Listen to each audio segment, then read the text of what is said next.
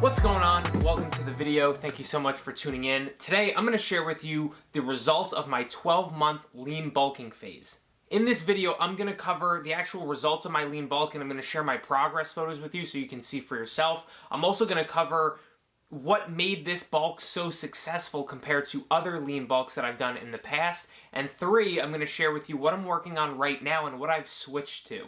So if you have any interest of hearing about this phase of my journey and maybe picking up some tips as to what you can do more effectively to build muscle while limiting fat gain, I really encourage you to watch till the end of the video. It won't be too long, and I may even have a surprise for you at the end of the video. But before I get into all the details, let's address the elephant in the room. Nigel is not here. I'm just playing. If you watch my videos every week, you may realize this is the first time you've seen me with a massive tattoo on my arm. Maybe I'll make a separate video about my tattoo and what it means, because it is something that's very meaningful to me, but I don't want that to be the focus of this video. So all I'll say right now is that it's something that is very meaningful to me, and it does also have my parents' names in here in their own handwriting, so to me that was very cool. And I will say that the guy who did this work, George Lange, is one of the best realism tattoo artists I've ever seen. He does amazing work. You can check out his Instagram and his info down below if you want. He's based in Manhattan, and if you're looking for a larger, really well done piece of work that's very realistic, he's definitely your guy. So let's get into the main topic of today's video, which is my lean bulk and the progress I've made over the last 11 or 12 months. So in that time, my main goals have been to build muscle and get stronger in the gym. And during that time, I've gained about 12 pounds. I started out in the 148 range when I was done with the fat loss phase almost a year ago, and today I wake up anywhere from 160 to 165. And I know that most of the weight gained is mainly muscle mass, because I've gained at a rate of about 1 pound per month, which is what I was aiming for. So about 1/4 pound per week, which is a very slow and steady rate for someone who really wants to minimize fat gain. And that's what I wanted to do. I wanted to build muscle and get stronger, but I did not want to sacrifice my body fat percentage drastically, and I wanted to remain lean and defined, and I've done that. I've been able to remain under 15% body fat, give or take, and I'm very happy with the way my physique has shaped up. So I'll throw up some progress photos from roughly the last 12 months, and as you can see, like, I would argue that my physique actually looked better when I'm heavier. And, you know, when I was lighter at the end of the fat loss phase, I just didn't have the muscle development or the size as I do now. I just wasn't filling out my clothes the same way I am now. I actually feel better, and I feel like I look better too. But not only that, my strength has significantly improved. In almost every exercise I'm doing in the gym, I'm able to do more weight now with proper form and a proper pace and tempo for my reps than I was about a year ago. And I've noticed for certain clothes that I have, they feel tighter, but in the right areas. Like jeans I haven't worn in a while feel tighter in my glutes and my quads, which is exactly what I want. I've definitely noticed leg growth over the last year. Even in some shirts that I'm wearing, my biceps, you know, are a little more snug, and even my chest and my back are filling out my clothes much better.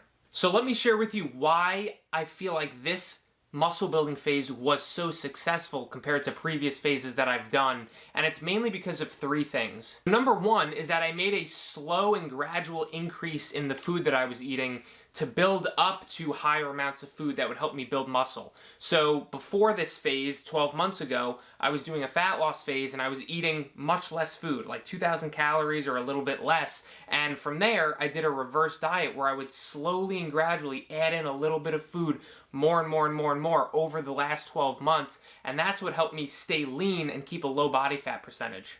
And this is where I messed up in the past. I thought I had to eat a whole bunch of food to build muscle and get stronger, which may be true, but there wasn't any strategy to it. I just said overnight, you know what, I'm going to eat 3,500 calories tomorrow, starting tomorrow, or I'm going to eat 3,000 calories starting tomorrow, even if I was eating much less. And there wasn't a gradual build-up to that amount of food. There wasn't a reverse diet done, and that would lead to dirty bulking or gaining a whole bunch of extra body fat that, you know, I didn't need to gain, because my metabolism and my body wasn't used to eating that much food so quickly. The second reason why this muscle building phase went so well was because I really focused and prioritized getting stronger in the gym. In the past, I didn't really care too much about that, and I would just kind of go to the gym and go through the motions and do the same weight every time, the same amount of reps every time, and I wouldn't log my workouts, like what weight and reps I was doing. This time around, I made sure to log the weight and the reps I was doing, and I made a point that I was going to try to increase weight almost every single time I got in the gym. And of course, we're all human and that's not going to happen every time, but I at least had the mindset that I was going to try. And the third and final reason why this muscle building phase was so successful compared to previous ones I've done is without a doubt because I had accountability and some skin in the game. So I actually hired Justin Williams to handle my programming, to handle my nutrition, and to force me to check in with him once per week and basically just work with me as his own client. Now, hiring Justin isn't something that I did because I didn't know what to do. I've coached over 100 men myself. I've coached other trainers myself as well. It's not about knowing what to do or having the knowledge. It's more about having the accountability to actually follow through on those things and having the skin in the game. You better believe that I'm going to get more vegetables in my meals and I'm going to more diligently track my macros and track my weight each day. If I have to, send over money to Justin every month, compared to if there's no money at risk, right? If there's absolutely no money to lose, I'm not going to waste that money, and I want to also naturally show him that I'm doing well and that I'm a good client. You naturally want to make your coach proud. And an example of what I mean is earlier on in my journey, I did a similar muscle building phase, but I did it on my own. I didn't work with a coach for it because I thought I knew what I should be doing, and I did know what I should be doing.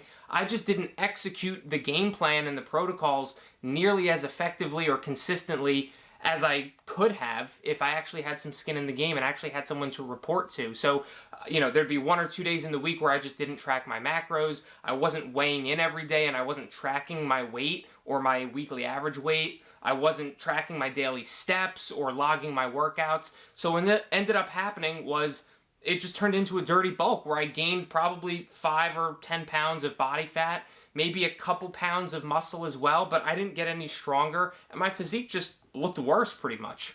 So 2 other important things that I made mistakes on in past muscle building phases that really hurt my results was neglecting fruits and vegetables and also not doing any cardio.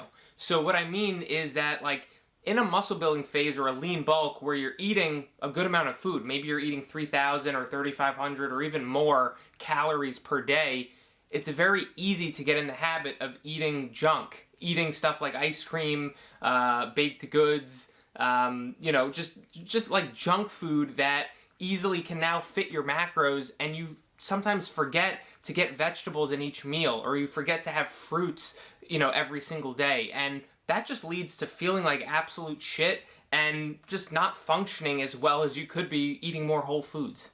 And then in regards to the cardio, in the past, I would stop all cardio activity if I was trying to gain weight and get bigger because I thought it was counterproductive to my goals.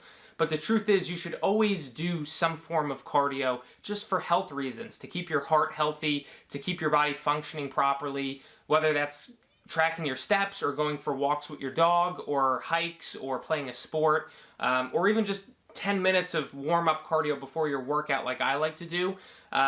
Also, in a lean bulk, this is going to allow you a little bit of flexibility with your calories to maybe eat a little bit more, say if you're getting in 10,000 steps a day compared to if you're getting in like 5,000. So if my current lean bulk is coming to an end, what am I working on right now? So I'm going to tell you that right now. So I've transitioned to a mini cut for at least the next 6 weeks, possibly longer, but for right now I'm planning on 6 weeks to drop a little bit of body fat, get a little bit leaner and more shredded for the warmer weather here in New York. So for this first week of my mini cut, Justin has dropped my calories by about 500, so I'm eating 3,100 calories right now, and I expect that over the course of this 6-week mini cut, we will continue to gradually reduce the food to try to go more aggressively towards getting shredded. And then what I plan to do is in the August or September area when the mini cut starts to wrap up, I will return back to building muscle and trying to get as strong as possible over the remainder of 2021. because I'm still relatively lean right now, and I feel like I have more room to grow as far as building muscle and as far as getting stronger, while still maintaining a pretty solid body fat percentage.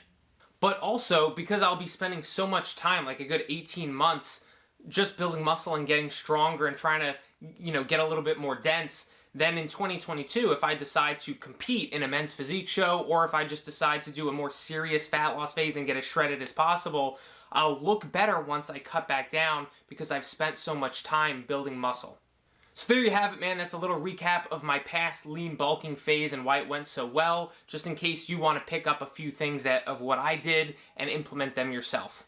And by the way, if you're looking to simplify your nutrition and you'd like a whole bunch of ideas for healthy recipes that taste great, that are super easy to make, even I can make them, and they're high protein recipes for both cutting and bulking, go ahead and grab my Lean Muscle Cookbook. I'll put the link in the description down below. It's totally free. There's over 20 pages of recipes.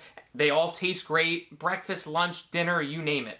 But if you made it to the end of the video, I appreciate you for watching. Go ahead and click subscribe if you're not already, so you can get notified when I make more videos just like this every single week. And I will see you on the next video.